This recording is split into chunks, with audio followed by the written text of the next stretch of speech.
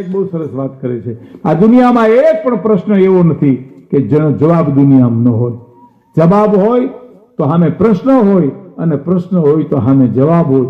ગોતવો પડે સાહેબ, પ્રશ્ન પૂછતા આવડવું પડે. સાધુની પાસે જઈએ ને એટલે પ્રશ્નો આધ્યાત્મિક પૂછાય, અથવા તો પ્રશ્ન જ ન પૂછાય. એની પાસે મૌન થઈને બેહો એટલે એનું મૌન તમને ઘણા જવાબ આપી દે. હા, પણ ઘણા સાધુને જઈને પૂછે કે બાપુ મારે દુકાન નથી હાલતી, મને હું નડે. એટલે બાપુ શું કરે એમાં? તને તારા ઘુમરા નડે,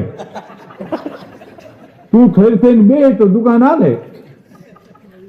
અમે એક દીપડાભાઈ પૂજાભાઈ, અમે દીપડાભાઈ ખાખી મહાત્મા પાસે બે એવા જાતા હો, આ બનેલી હકીકત. અને એવા સરસ મહાત્મા હતા, બહુ બહુ શાંત હો.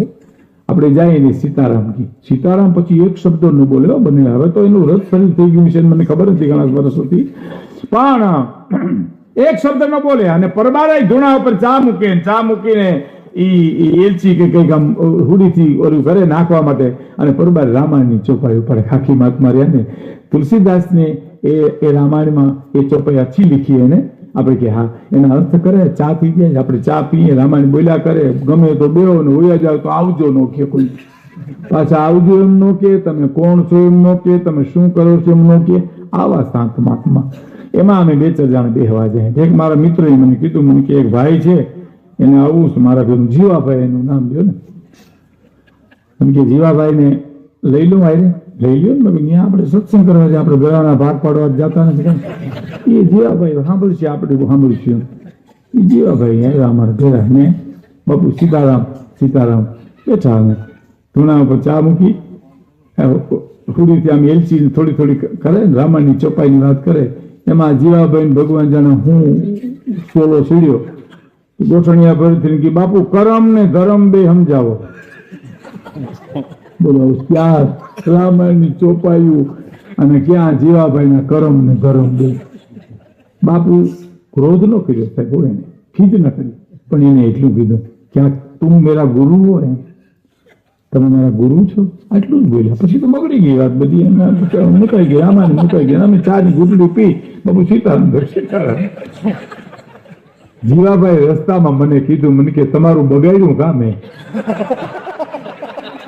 તો મેં કીધું એવું તમારું ઘણું બગડ્યું છે.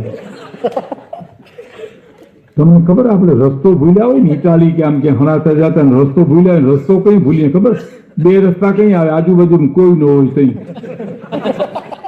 હા, ટિકિટ ન હોય તઈ ટીટી આવે. રસ્તા બે જુદા પડે, કોઈ ન હોય એમાં કોઈ હોય ને, આપણે એમ કઈ અમારે હણાતા કે ઇટાલા જવું, ત્યાં શું કે ખબર? ઓહો હો હો હો, બહુ કરી તમે. હવે એવી તો અમે ઘણી કરી.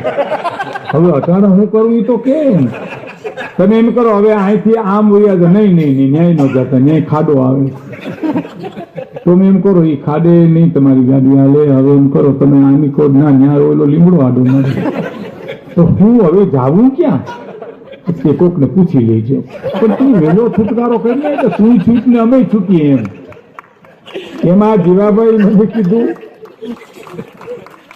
મને કે તમારું બગાડ્યું. મેં કીધું એવું અમારું ઘણું બગડ્યું છે, પણ આ તો તમે મને પૂછ્યું ને તો હું તમને જવાબ આપી દે કે તમે બોલ્યા એ તમારું કરમ ની, એને તમને માર્યા નહીં એનો ધર્મ. એટલે ગુણવત્તા એમ કે છે કે પ્રશ્ન તમારો એવો હોવો જોઈએ કે જે સામે જવાબ દેવાની મજા આવે. હા, અહીં તદ્રુપાનંદ સ્વામી એકવાર આવ્યા હતા ગીતામાં ઉપર બોલવા ભૂતનાથના મંદિરમાં. એમાં પ્રશ્નોત્તરી કરી, એમાં સ્થૂળ પ્રશ્નો હતા, પણ બે પ્રશ્નોના જવાબ આપણે ગમ્યા, એને દેવાની મજા આવી. એક જણે એવો પ્રશ્ન પૂછ્યો હતો કે મનુષ્ય જન્મમાંથી જ મનુષ્ય જન્મ મળે કે બીજો અવતાર મળે? તો કે જો ઈશ્વર પ્રાપ્તિની ઝંખના કરતા કરતા જો આ જીવ શરીર છોડે તો શક્ય છે કે મનુષ્ય અવતાર મળે. બાકી તો બધા બધામાં ભોગવાય છે. એક મનુષ્ય શરીર જ એવું છે કે જેમાં પરમાત્માની પરમ તત્વની પ્રાપ્તિ કરી શકીએ આપણે, બરાબર? બાકી તો બધા ભોગવાય છે બધાને. હા. અને એક બીજો પ્રશ્ન એક સરસ પૂછ્યો એને કોકે કે યદા યદા ધર્મસ્ય ગ્લાનિ, ગીતામાં જેમ કીધું છે કે ધર્મ ઘટે અને અધર્મ વધે, એ ભગવાન કૃષ્ણે કીધું કે હું અવતાર ધારણ કરું છું. તો એ સ્વામીજી આમ લખ્યું હતું ચિઠ્ઠીમાં કે તમને એમ નથી લાગતું કે હવે અધર્મ વધી ગયો છે, ધર્મ ઘટી ગયો છે, તો એને અવતાર લેવો જોઈએ? તો કે એ તો તમે કહો છો ને, એને લાગશે તાર લે, તમારા મીટર ઉપર નો આવે. તમને તો ફિલ્મની ટિકિટ મળે તો સતયુગ ને ન મળે તો કલયુગ. તમને તો બસમાં જગ્યા મળે તો સતયુગ ને ન મળે તો કલયુગ. એ મોલો ધક્કો થાય. એને એમ લાગે કે હવે મારે સાધુના કામ કરવા જાવું, ત્યારે એને અવતાર થાય. સાહેબ આપણાથી આવે, આપણી તો ફૂટપટ્ટી કેટલી વાત કેટલી. તમે બસમાં બેઠા છો ને તમે હજી બેઠા છો, બસમાં જે ઘણા જગ્યા મળી જાય પછી પોળા થઈને બે, હા તમારો જીવવા જેવો છે ને, હો હો હો હો ગાડામાં હાંડિયામાં મરી ગયા બાપ દાદા, અટાણે બસમાં લેર કરી સતયુગ આવી ગયો. ઈનો ઈ જ બસમાં બીજે દી આમ નાકું પકડીને ઉભો હતા જગ્યામાં ઉભો બીજે દિવસે એમ કે જેના આમ જોયે એમ કે જગ્યા દઈએ ને હડકાયા કૂતરા જેના આમ જોયે એમ, તો તે કોઈને દીધી નથી, તને કોણ જગ્યા દે?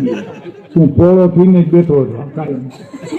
અને પછી હું નિહાકા નાખે, હે હરી કલયુગ આવી ગયો, લે એકદમ યુગ બદલી ગયો. હે મારા વાલા, આમાંથી છોડતી હું તને બ્રહ્મપદ મળી જાય. તું ખોલ્યો કૂતરો થઈને આખા ગામના બડા ખાય ને ખાતા રોટલા ખાને હું તને વાંધો છે? એ બોલો નો આવે સાહેબ. એ તો એને એમ લાગે કે હવે મારે જવું છે. કૃષ્ણ છે ને કંસને મારવા ન આવે સાહેબ, તો કંસનું માયતમ વધી જાય. રાવણને મારવા રામ ધક્કો નો ખાય તો રાવણનું માયતમ વધી જાય. એ તો સંતોના કામ કરવા આવે ને ઓને ઉલાડતા જાય. આપણી ગામડાની ભાષા બોલે ભાઈ આવ્યા તને ઉલાડતા ગયા, માર્યા છો તો ઉતારા કરતા જાવ એમ. સાધુના કામ કરવા આવે અને અધર્મનો નાશ કરવા, એને મારવા માટે થોડો ધક્કો ખાય તો એને માયતમ વધી જાય સાહેબ. સંતોનો જયારે પુકાર થાય, ધરતી જયારે મંડે પુકાર કરવા સાહેબ. અમે પૂજાભાઈ વાત કરતા હતા કે હસ્તિનાપુરમાં કેવી સ્થિતિ છે બાપુ થઈ છે કે દેરિયા જેઠિયા 5 પાંડવો એ દ્રૌપદી ને દુશાસન ને એમ કે દુર્યોધન કે બાવડું ચોટલો પકડીને ઠરડી આવો કે પણ એ બાઈ રજસ્વલા છે તો તોય લઈ આવો. બીજી ઇતર સમાજની પરિસ્થિતિ કઈ હશે સાહેબ? ભગત બીજા કાગ લખે છે કે શ્રી હરિ પોઈજા જે ઉદરમાં એ જનની જ્યાં કેદ હશે. દેવકીના ઉદરમાં કૃષ્ણ આવી ગયા, હાથમાં હાથ કરી હતી. શ્રી હરિ પોઈજા જે ઉદરમાં એ જનની જ્યાં કેદ હશે, તો એ જ વિચાર મૂકે અકલાવી કે બીજી રૈયતના શું હાલ હશે સાહેબ. અધર્મ બીજો કેટલો નહીં હોય હે, એમ થોડો આવે. એ તો એને લાગે કે હવે મારે જવું છે, અહીં આવે સાહેબ. અને દ્રૌપદી કઈ ઓછા પુકાર કર્યા હતા? તું વ્રજવાસી હું પંચાલી આપણી એ બેયની જુદી જુદી જાતો, જાધવરાય તારે ને મારે શેનો નાતો. ધોખો કર્યો છે આપણે જેમ ધોખો કરીએ દ્રૌપદીએ. અને કામ પડે તારે કે જે બેનડી આવી કરતો તો તું તો વાતો, વેણ લંપટ તારી એ વાણી સાંભળી મારો ફોગટ આત્મો ફૂલાતો, જાધવરાય તારે ને મારે શેનો નાતો. અને પછી જે ધોખો કર્યો છે કે સગી બહેનડી સુભદ્રા કેરો વાલ જોવા કોઈ થાતો. મારી જગ્યાએ જો તારી બેન સગી સુભદ્રા હોત, દ્રૌપદી કૃષ્ણ કહે છે કે સગી બહેનડી સુભદ્રા કેરો વાલ જોવા કોઈ થાતો, તો સામળિયા ધીરજ છોડીને આખા બ્રહ્માંડ ને ભરખી જાતો, પણ જાદવરાય તારે ને મારે શેનો નાતો. કારણ કે તું વ્રજવાસી હું પંચાલી આપણી એ બેયની જુદી જુદી જાતો, જાદવરાય તારે ને મારે શેનો નાતો. પણ પાંડવો સામે જોયું છે કોઈ આમાં મદદ કરે એવી? બધા નીચું જોઈને બેસી ગયા. તારે બોલી છે શું બેઠા હવે તમે? હું તો શરમાઉં છું, થાંભલા આભડા એની પુત્ર વધુ થાઉં છું, અધર્મની સભામાં બહુ અકળાઉં છું, 5 ધાર્યા પછી હવે પછતાઉં છું. પાંડવો આમ તે પાપણો ઢાળી પરખશે, ચોટલો પકડી આમથી તેમ ધરડશે, પાંડવો પાપણો ઢાળી અને પરખશે. ખબર નહોતી મને કે આવા નમાલા નીવડશે. બોલી છે દ્રૌપદી. મહાભારતનો પ્રસંગ છે સાહેબ. સિરિયલ તમે જોઈ મહાભારતમાં, હરીશ ભીમાની કે છે મેં સમય હું કરીને જે શરૂઆત કરે છે, સમય બલવાન હે નહીં પુરુષ બલવાન, હું તમે સમયને રોકી શકીએ નહીં સાહેબ. મને એક ગિરનારા મહાત્માએ કીધું હતું કે આખી લંકામાં વિભીષણ હતા. મને કે ભાઈ હતા કે નહોતા? હતા ને. રાવણ એને બગાડી શીખ્યો નથી, હતું કે નહીં? અને આખી અયોધ્યામાં ધોબી હતો, રામ એને સુધારી શીખ્યા નથી. એટલે મહાત્માનું કેવું શું છે ખબર? અયોધ્યામાં ધોબી પણ હોઈ શકે અને લંકામાં વિભીષણ હોઈ શકે.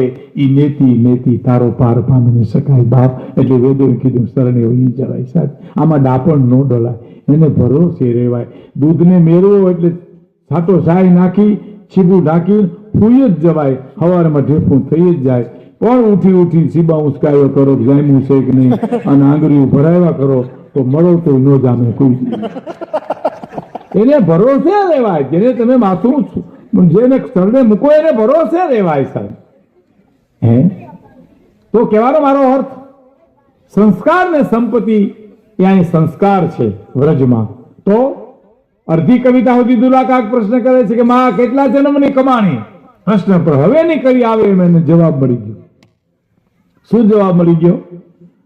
કે હે માં, બેઠી જુગ જુગ માડી એ ચોપડા તું બાંધી રે, એ જી એની પતિ ગઈ બધી એ તારી ઉઘરાણી રે, નંદરાણી તારા માગણા રે જી. હે મા, તને એમ થયું એકવાર અખિલ બ્રહ્માંડનો માલિક મારે આંગણે આવે, જુગ જુગની કમાણી હતી તારી, આ ચોપડામાં સહી કરીને વયો ગયો. માં તારી જે કાંઈ ખાતે હતું એ બધું ચૂકતે કરી ગયો, સહી કરી ગયો નહીં એનું પ્રમાણ હું સાક્ષી એનું પ્રમાણ આપવું પડે ને. હા, આપણે ત્યાં રાજા સાહેબમાં એક અફવા નીકળી હતી, ભાવનગર સાઈડમાં ગોહિલવાડમાં ભાઈ, કે સાવરકુંડલાના મેપા વણકરને ભગવાન મળ્યા. અફવા તો ગમે એવી નીકળે ને સાહેબ. હે આપણે એકવાર અફવા જુનાગઢમાં નીકળી હતી, દાતાર પટેલ બાપુ હતા ત્યારે, કે પટેલ બાપુ ગુજરી ગયા, અને પછી રવૈયા સાહેબ મામલતદાર હતા અને પુલસામાં આપી દીધું કે ભાઈ ખોટી વાત છે, અફવા છે, માનવા જેવી વાત નથી, બાપુની તબિયત સારી છે.